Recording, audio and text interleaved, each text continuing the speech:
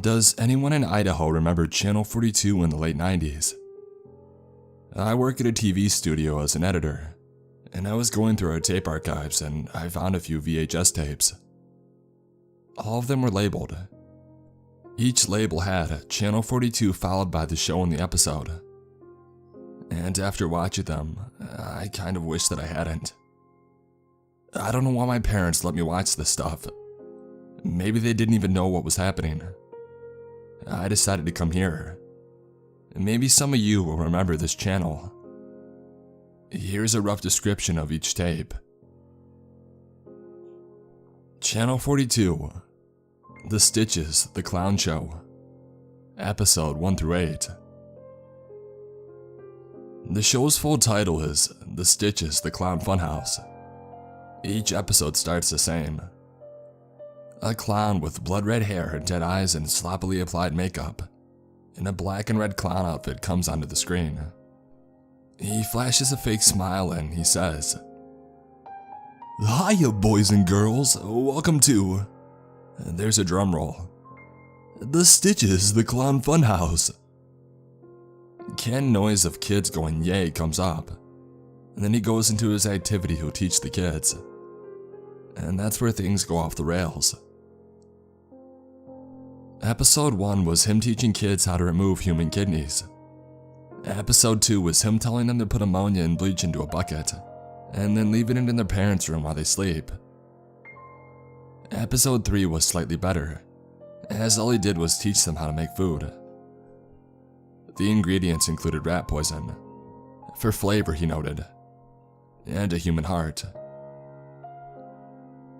Episode 4, the show changed. The set changed to a dingy basement. All you could hear was the clowns giggling, and there was a child tied to a table. An off-screen voice notes that today they're gonna learn how to remove a human brain. I turned it off at that point. Why wasn't this shit reported to the police? Maybe the studio airing it didn't want to ruin their reputation. What made me really sick was when I remembered there was several more episodes of this clown teaching kids. Deciding not to go back to the funhouse, I moved on to the next tape. It was labeled Channel 42, The Free Loves, Episodes 1 through 5. The show was clearly a knockoff of the likes of the Teletubbies and Barney. The Free Loves were a family of creatures of varying colors. There was Daddy Free Love, Mama Free Love, Brother and Sister Free Love, and Baby Free Love. They were creepy, but no more so than the Teletubbies. Seriously, those used to give me the creeps. Episode 1 and 2 were normal as far as kids shows go. Nothing out of the blue. It was episode 3 when things started getting, well, odd. It was called The Free Loves Learn About Love. The entire episode was the creatures speaking in tongues, no movement. Blood came out of the costume's eyes, and occasionally there was a flash of something on the screen. It made out the words, "The void is watching," and that's that. While disturbing, it was still much more preferable than Stitches the Clown. Episode 4 was somehow even worse. It was called The Collectors Come to Visit. The episode started normally until a knock came on the door. Daddy Freelove opened the door and a tall creature is standing there. Hollow sockets for eyes and no mouth. It was tall with elongated arms. I felt unnerved, but I kept watching.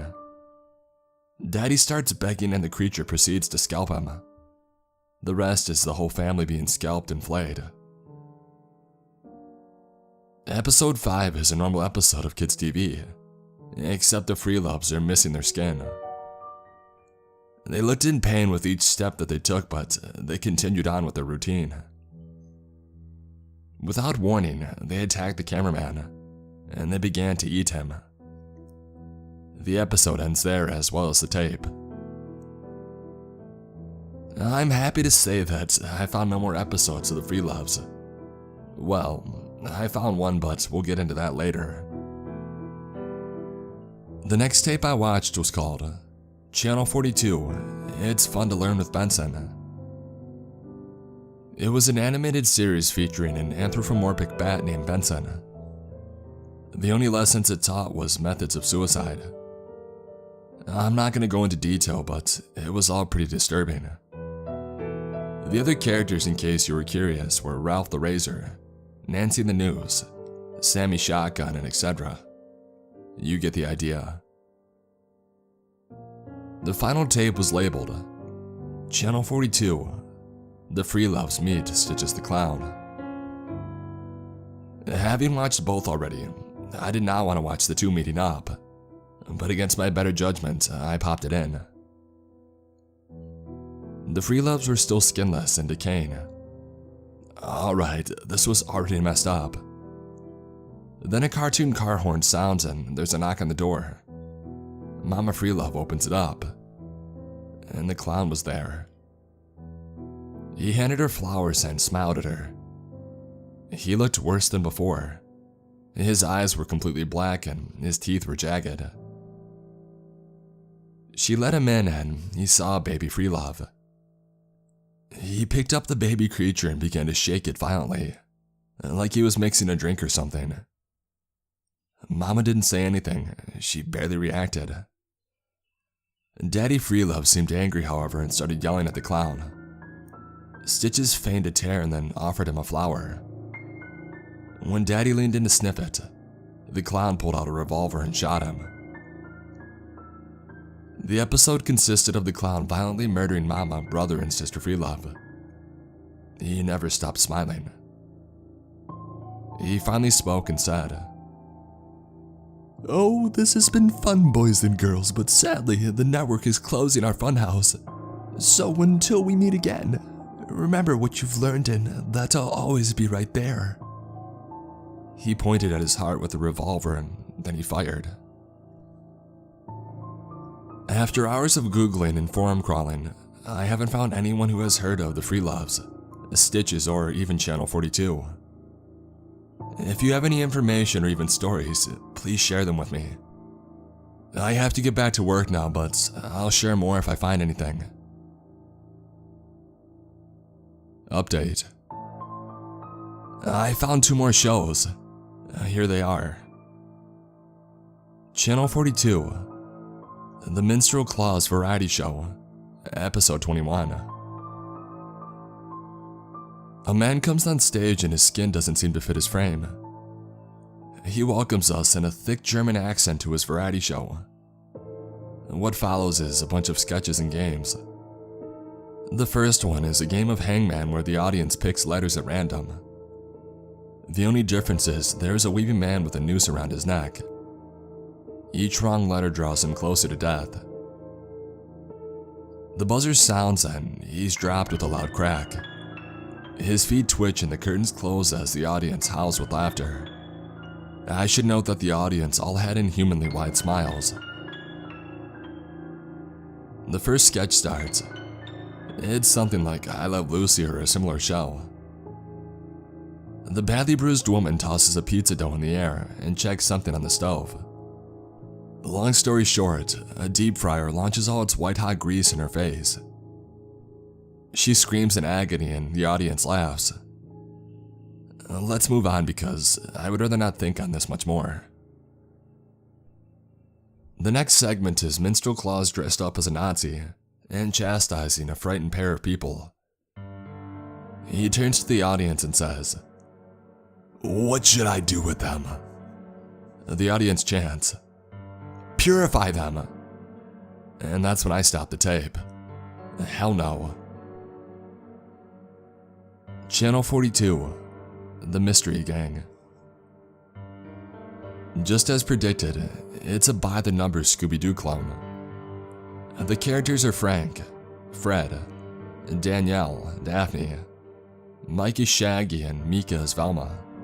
And then there's Rex the dog filling in for Scooby. Pretty generic. Well, until episode 2. The group spends the episode staring at the camera and just crying. And Rex speaks in tongues. Episode 3 picks up like nothing had happened except Rex is now gone. No one mentions it, but I notice all the characters look distraught. At one point, Mike and Mika are confronted by that week's villain, who proceeds to violently rip out Mike's throat. Mika is then force-fed the thing. The next episode is same as the last, except Mike is gone now as well.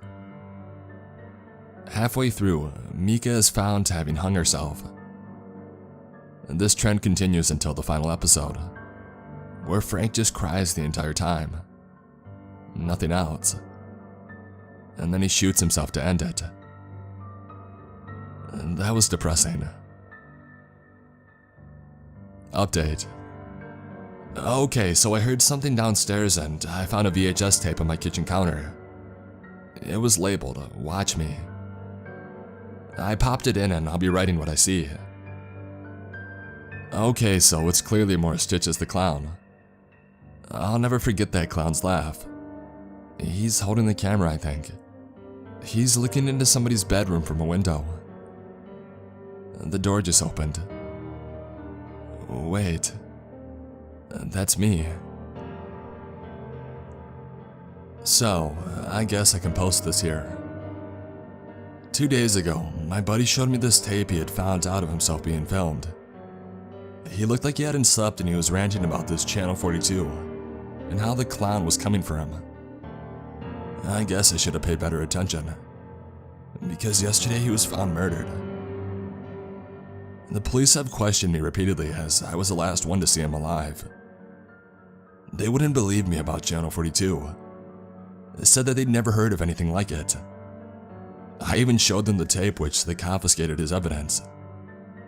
I'm pretty sure I'm the prime suspect, but they've got no evidence against me. At least I don't think so. But then again, I'm no forensics expert.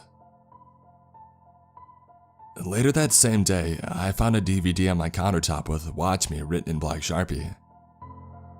I popped it into my DVD player. The TV suddenly changed channels to Channel 42. A TV show came on, and I know this was the DVD's content. It was a sketch show like the Carol Burnett show in a way. I initially thought that this was Minstrel Claus that he had told me about. And then my friend walked on the stage wearing a broad smile. "Welcome to the Jake Desade Variety Show," he said. And I'll point out that his last name was not Desade. Never mind that he had been murdered. What followed was a standard variety show, but with each appearance, Jake was more and more decayed. Maggots began to fester in his face, and at one point his eye came out. Then it cut to a handheld camera looking at his corpse. The cameraman waved the bloody knife in front of the camera, and suddenly, his body sat up. "Daipa tindimo pinanuda, eng palukalang ito, nagayan, papuntahana kana namin," he said in what I can only assume is another language. His mouth opened unnaturally large and he screeched. The camera then cut to a live feed, even though it shouldn't be possible considering that it's a DVD. It was the outside of my home. I could hear an incessant giggling. The camera was dropped and I saw the figure walk up to the door. Just then, I heard a knock. Grabbing a kitchen knife, I calmly walked to the door, even though I could feel dread filling my body. I swung it open and I saw my neighbor. "Hey, whoa, easy there. You look like you've seen a ghost," he joked. I breathed a sigh of relief. "Oh, sorry, Jim. It's been a long night." I let him in and I noticed the feed had went dead, and my DVD player was now empty. Okay then. Jim and I spoke for a while and he gave his condolences on Jake. I thanked him, and after a little bit and a few drinks, he left. I couldn't get the DVD out of my head. How did it know where I lived? And what did he say to me?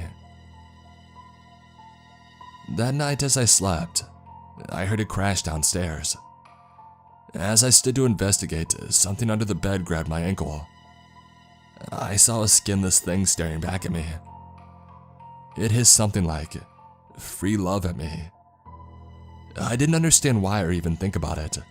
I kicked it in the face and I made a mad dash down the stairs. My house had been trashed, and on the wall was written in what I hope was red paint was, "Stitches was here," followed by some strange symbols. I quickly snapped a picture of the symbols and I ran out of the house to my car. I drove off. Now I'm at a hotel with free Wi-Fi. I still don't know what those creatures were. Good news is that I know what the symbols were now. After a quick search, I found out that they were Hebrew. Bad news is they translated roughly to basically saying that I'm screwed. Earlier, I got an email with the file attachment. I'll attach it below. That's the parking lot of the motel that I'm staying at. No way, I'm out of here. This isn't funny anymore. I went outside and I saw nothing, but I'm not taking any chances. I left immediately after checking out. I'm at a gas station now and I'm keeping this as a journal of sorts. I'm leaving the state tomorrow. I'll be driving all night long. Maybe Jake wasn't crazy. Channel 42 is real, and now that I know, it wants me. But maybe I can stop it. Maybe I can save myself. I'm so sorry.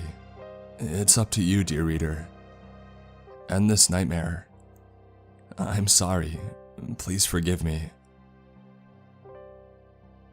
A few days ago, I was messaged by somebody I used to know in high school a link to a post found on this very sub about Channel 42. Now I'm one to peruse the dark web, so an apparent TV show of snuff films basically piqued my interest. After reading the second part of the story with the photo attached at the end, I received a message from username Voidwalker42. It simply said, "We know," with the file attached. Channel42.exe. Now let me be the first to say that I don't believe in the paranormal or curses. So curious, I opened the file. After making sure my firewalls and security was up to date, of course. There were hundreds of files, all with varying names. Truth be told, I had time to kill and I had seen a lot of gore in my time. So I clicked the first file. It was titled freelove.gif.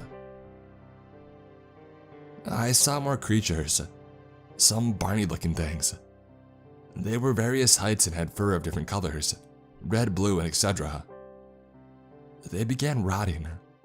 Their fur peeled back, revealing skinless bodies and large sharp teeth. Their eyes began shedding tears of blood, and soon they began. Also, this was a small thing. It didn't loop like GIFs normally do.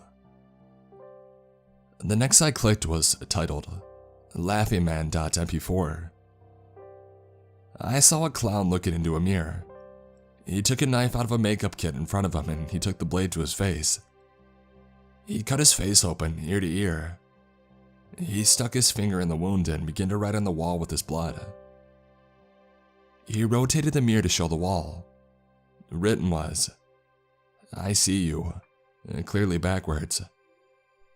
He turned to the camera and he waved at it. He spoke in tongues and said something that sent chills down my spine. He said my name. Not my username, my name. I won't say it here because dark web dealings, but I swear that it was mine. I quickly shut down the computer and after a change of pants, I walked into the room. And I saw a disc on top of my monitor labeled, "Watch me." No thanks, mystery disc. I've seen this movie before. It doesn't end well for the guy who watches the DVD that mysteriously appeared on his table. I simply threw it in the trash. I nearly shat myself when I looked up and I saw the clown's face glaring at me from my computer screen. He was doing a mime routine with my screen borders. Okay, well, this is definitely in the realm of paranormal. I unplugged the computer from the wall, but the image stayed. He wagged his finger at me as if to say, "Tisk tisk." I heard a voice in my ear whisper, "Hi." and I spun around and I saw nothing.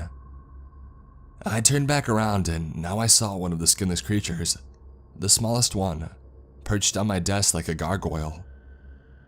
And it was crying. Don't make me go back. It seemed to say through the bloody tears. Suddenly a pair of gloved hands grabbed it from within the screen and pulled it inside of the monitor. Nope. I quickly ran out of the room and grabbed the phone.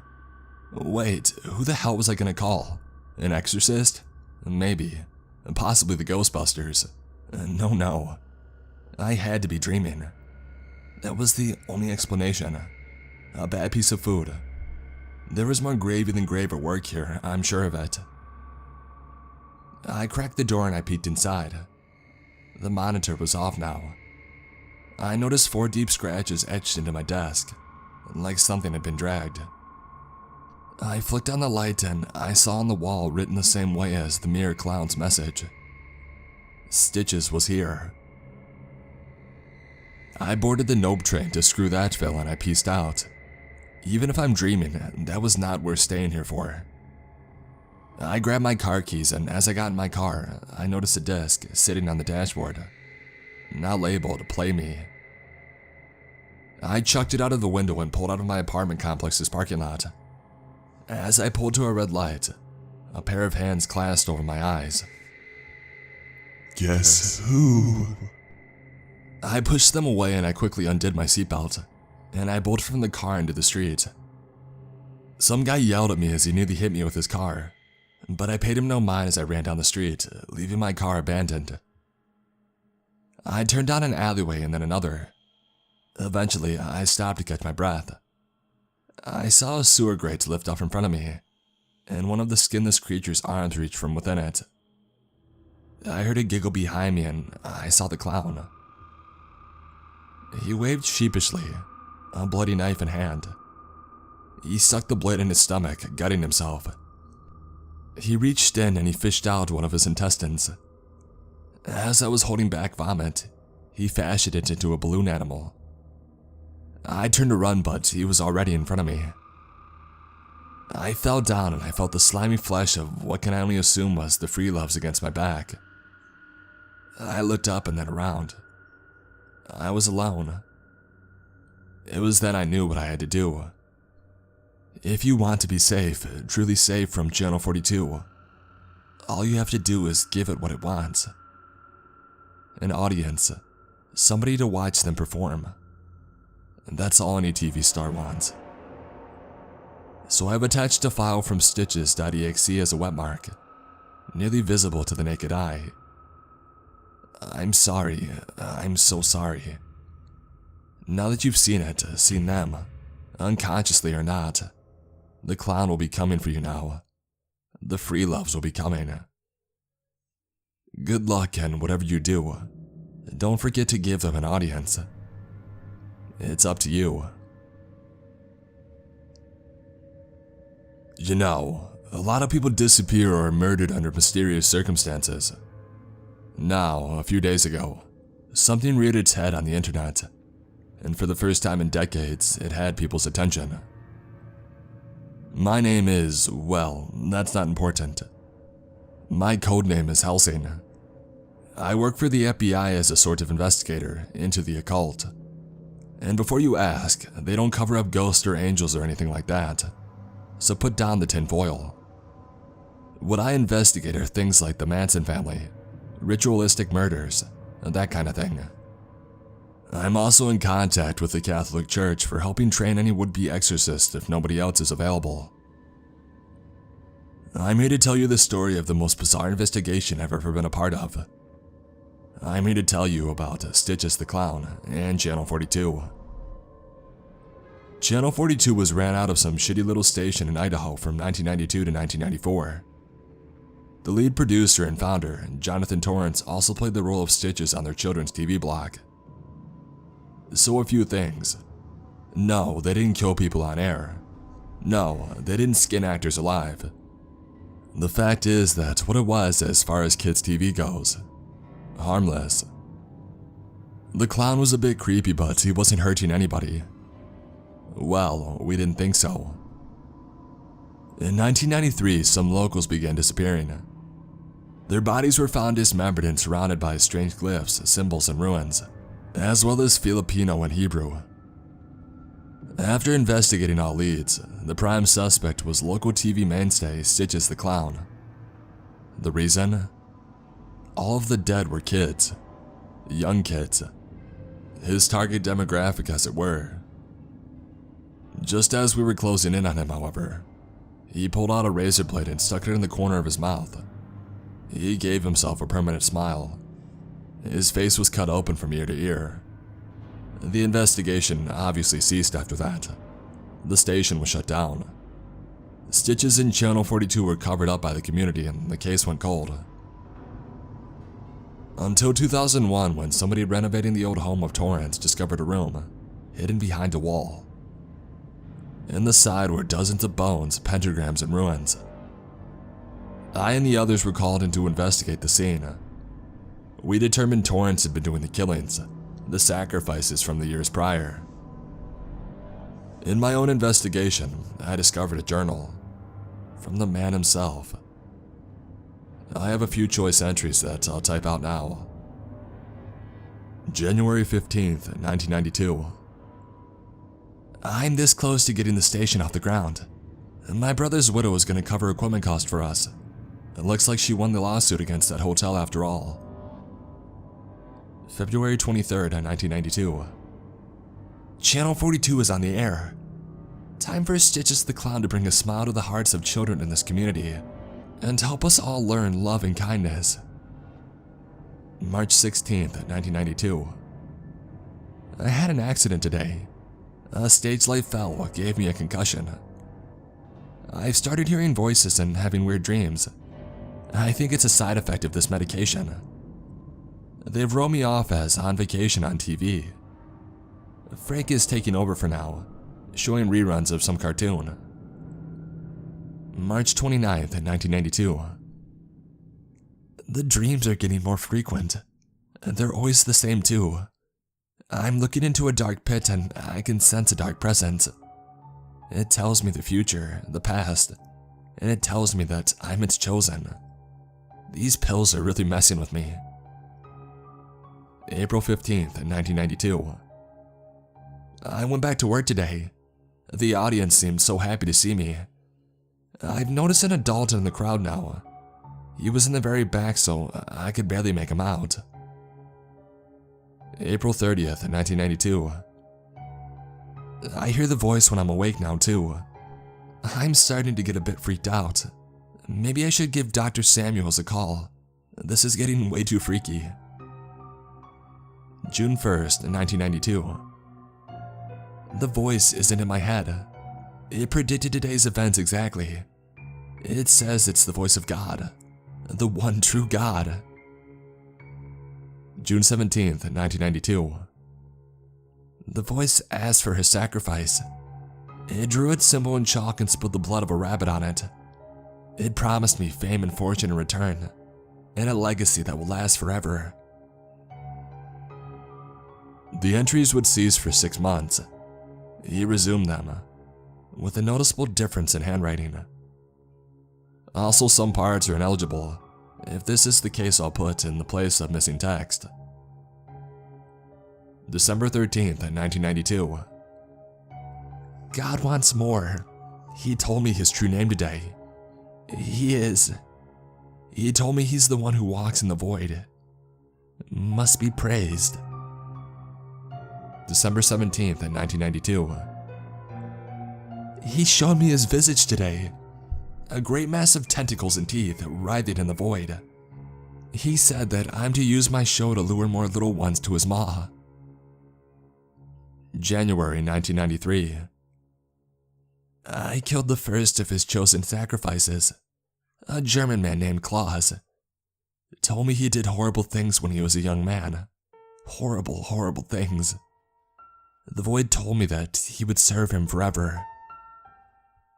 February 14th, 1993. He wants the little ones. More of them. I've given so much in his name. The law is investigating the missing children now. made me a promise that they won't take me. October 31st, 1993. This is his night. This is his night. This is his night. This is his night. This is his night. This is his night. This is his night. The entry from November 21st, 1993 cannot be read. The testing shows this entry and all those after it are written in human blood. Testing also determines only some of it was Jonathan Torrance's blood. December 29th, 1993. They know. They've got to. God tells me what to do. He has a plan. He knows how to fix this world. He has shown me the light. January 17th, 1994. Tomorrow, I become his martyr. He told me what to do. Tomorrow, I become immortal. The remaining pages were crude drawings, mostly done in his blood, of some strange creatures, smiley faces, and the words "Stitches was here" over and over again for several pages. Now that you know what I do, I have something to tell you. I know how to stop the Channel 42 curse. Whatever this thing was that he worshipped latched onto this image. His station's image. The Freeloves, Stitches, all of that was Jonathan's work. And now I know what must be done. To stop Channel 42 and its curse, we have to kill it at its source. So that's why I'm sitting outside of the former home of Channel 42.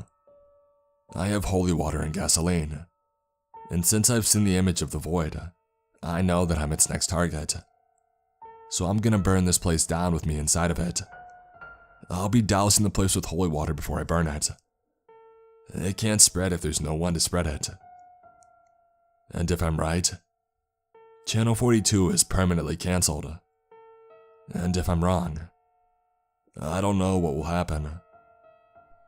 Stitches is in my ear right now telling me that this is a mistake.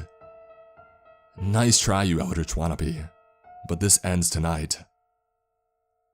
And for the love of God, people, stop listening to voices that come out of the voids in your dreams. It never ends well. Anyway, I have a job to do. Helsing out.